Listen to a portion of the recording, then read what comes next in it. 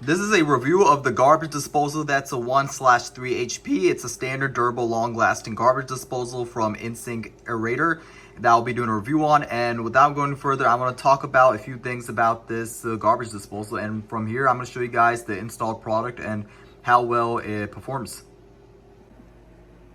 So here we have the garbage disposal installed, and I have new piping installed as well too. You can see I have a plastic bin right there because the original garbage disposal was leaking, but so far this garbage disposal has been going marvelous and fantastic. I haven't had any sorts of problems with it. You can see that it also comes with a little bit of piping as well too, to pretty much so it doesn't like not only come with the garbage disposal, you also get a few piping that comes along with it as well too.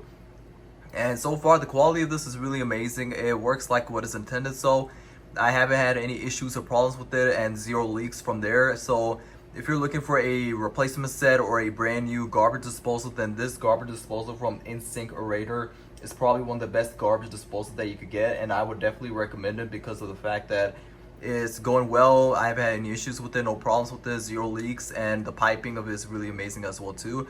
So if you're looking for a garbage disposal, then this garbage disposal will definitely not to disappoint you.